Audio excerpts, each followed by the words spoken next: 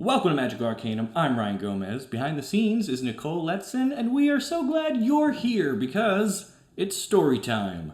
From the very beginning, the Magic story has been filled with fantastical creatures like dragons and elves and goblins, but it took a very long time for our fellow humans to establish their own identity within the game. With them being a major part of Ikoria and having a fascinating development history over the last 27 years, we thought it would be fun to take a look at a history of humans. But first, let me say a quick thank you to everyone who helps make this show possible through their support on Patreon. Patrons got to vote on this topic, and if that's something you'd like to have the power to do in the future, use the link down below to learn how you can. Okay, so humans. Clearly, in a game about wizards and spellcasters, humans have had a very strong presence since the very beginning of the game, right? Turns out, nope.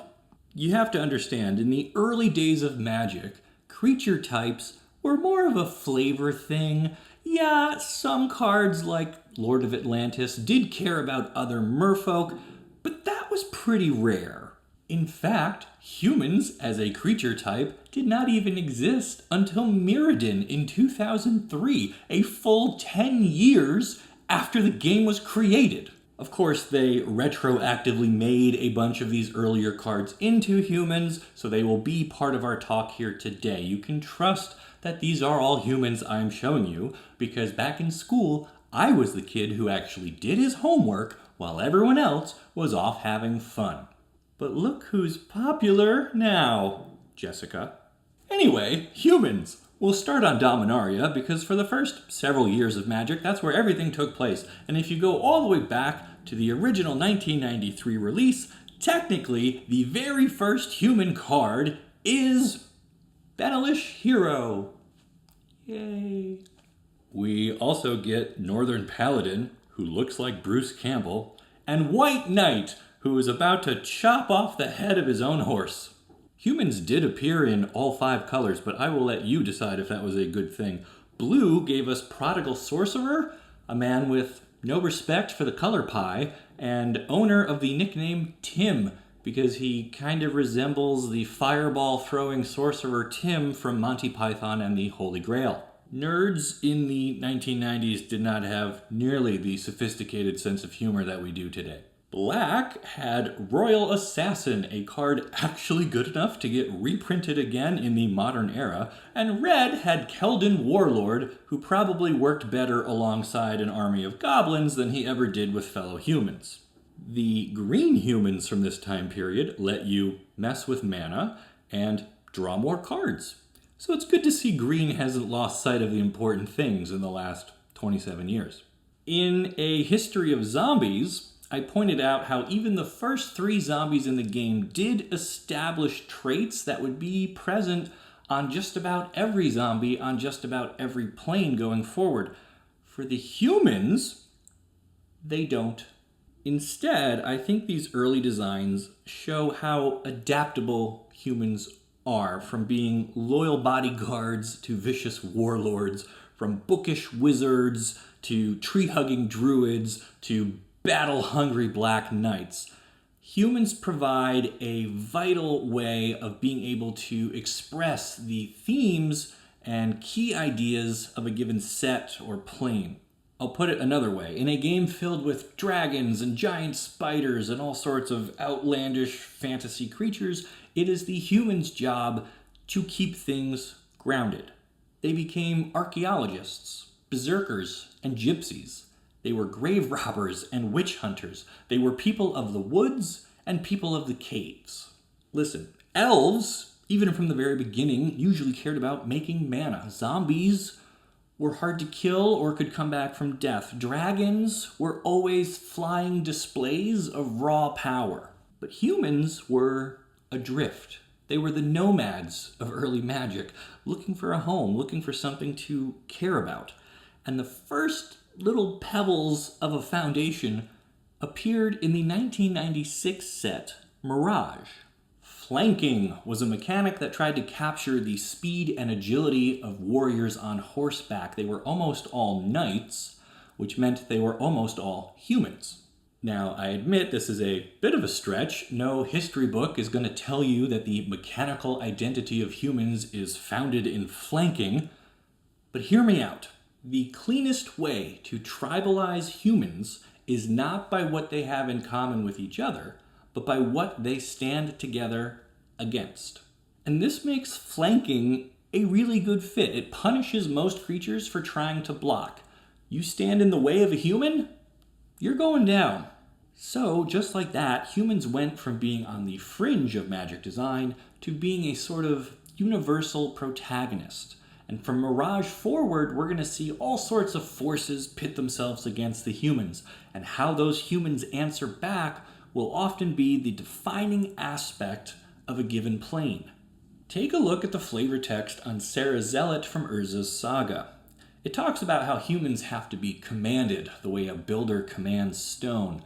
If you're soft with humans, they will become soft. And that's being said by Radiant, an angel, so I think she knows what she's talking about. The stronger the enemy is, the stronger the humans will be to face it. On planes without much external conflict, we see more human explorers and artists. They have more time to develop culture since they're not always working on their battle plan. Now, as I said earlier, Mirrodin is the first time the game designers put any thought into the human creature type, so that is where we are going to start with our look at their history. I do also want to preemptively answer what I'm sure will be a very popular question. Why are humans so prevalent in the multiverse?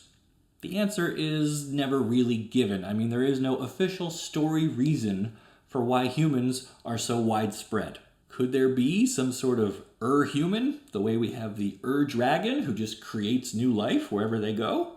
Maybe.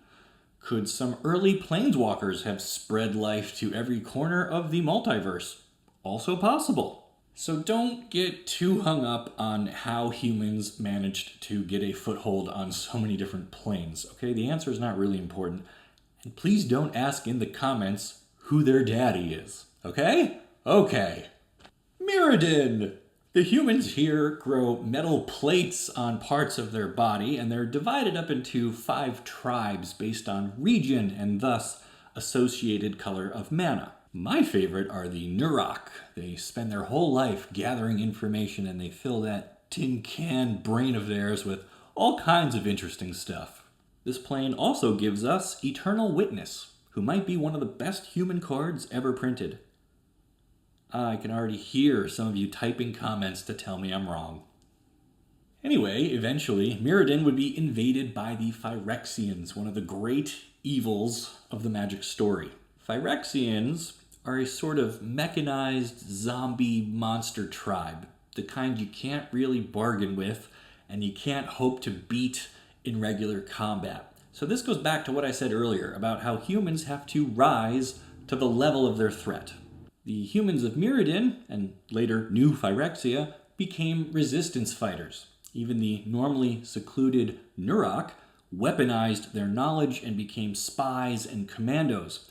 And we saw characters like Jorkadin and Malira rise to prominence as heroes of the resistance. The battle cry mechanic was used to great effect here. It showed the inspiring impact the humans could have when they stood in defense of their plane against these infectious invaders.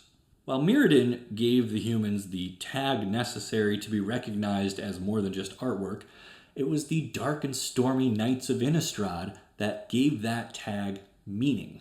Released in 2011, the set put humans up against the classic monsters of old: zombies, vampires, werewolves, and spirits.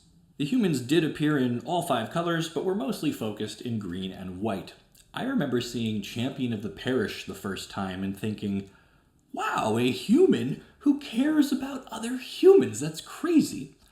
But it gave me a very focused goal for building a deck, and more importantly, it taught that humans working together could face the terrors of the night. All total, there were about 50 cards in the block that cared about humans. Cards like Human Frailty and Mass Appeal either punished or rewarded you for having humans, respectively, but there were lots of other ways that they put the spotlight on humans as well. Some monsters couldn't block them, some monsters were drawn to them, some equipment was better in their hands, and sometimes the forces of darkness overwhelmed them in spectacular fashion. There's a reason the original Innistrad block is widely regarded as one of the best Magic eras of all time. You can identify with the humans. You can feel their fear as they face vampires and zombies and things that go bump in the night. Even if you're not spiritual, you can appreciate the comforting presence of a guardian angel or the reassuring weight of a meat cleaver in your hand as you watch your best friend turn into a werewolf. Innistrad had this beautiful harmony to it, with the humans balanced out against the 4 other tribes of monsters. And when you compare that to the more recent set of Ikoria, well, the monsters here feel like a big pile of keywords, even though there are supposed to be 5 distinct types, split across cats and nightmares and dinosaurs. I would be hard-pressed to tell you in what way the game actually cares about that. At least things are better on the human side, where we again get cards that directly reference humans. General Kudro is their leader in facing the monsters, and his card paints a picture of a man willing to use any tactic necessary to protect his people, even if it means sacrificing a few to save the rest. Dire Tactics and Sanctuary Lockdown are 2 more cards that reward you for playing humans, but there are also several that look for humans and monsters to kind of play up the connection between them as displayed by the Plains Bonders. Bonders are humans who have forged a connection with the wildlife on Ikoria, and in a way, that brings us back to where we started on Dominaria. These Bonders are hard to put in a box. Some fly, some are menacing, some are people of the woods, some are people of the caves. The green ones still find a way to mess with your mana or draw you more cards, which I guess goes to show after 27 years, some things really haven't changed at all. From humble beginnings as Samite healers to going toe-to-toe with Godzilla, humans have had a wild history in Magic. They've faced the Eldrazi, the Phyrexians, and Nicol Bolas, and they've done it while rarely having more than 4 power. They've been knights and soldiers, they've been wizards and scholars, they've been the hunters and the hunted. They've been mummified, zombified, and frogified. And, except for Lorwyn, they have been our stand-ins for the entire Magic story, and they show no sign of losing that spark, that innate ability that lets them stand in defiance of whatever threatens them, wherever they live in the multiverse.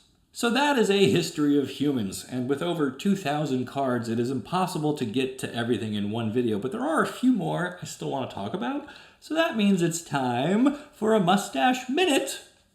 Ready? Here we go. The biggest human ever printed is an 8/8 legendary creature from Portal 3 Kingdoms. Yes, he cannot attack unless your opponent has an island, but that is a small price to pay when you are basically a walking kraken.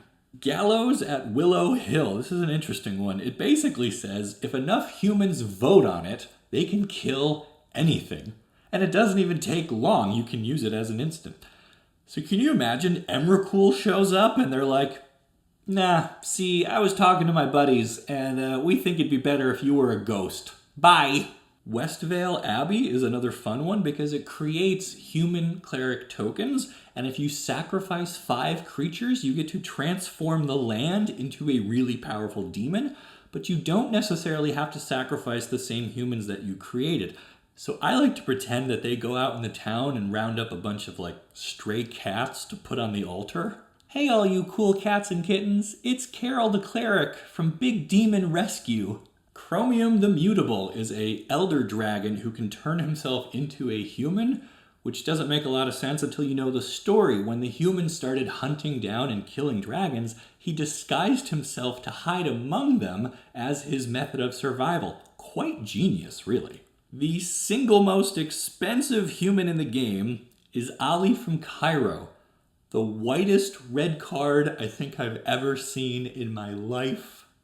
Meanwhile, one of the cheapest humans you can get is fan favorite. He is not even worth the cardboard he's printed on, which makes his name kind of an unfortunate choice.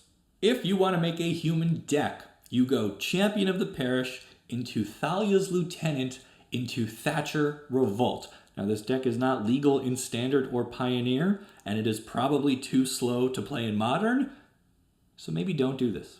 Did you know out of 2,400 some odd humans, about 330 of them are legendary? So you've got lots of options if you want to make a human-themed commander deck. If I had to pick one human to represent all of them, it would probably be General Tazri. We didn't talk a lot about Zendikar, but the humans there had to fight the Eldrazi, one of the toughest foes in the whole game. Tazri wears an angel's halo as a necklace she got after she had to mercy kill a fallen one. She's all 5 colors, she's badass, and she's good to her allies. I can't think of anyone more human than that. So what did I leave out? Snapcaster Mage? Changelings? All of Kamigawa block? Let me know down in the comments who your favorite human is, and then make sure you like this video and subscribe to the channel so you don't miss the great stories you will only find here on Magic Arcanum. We'll see ya!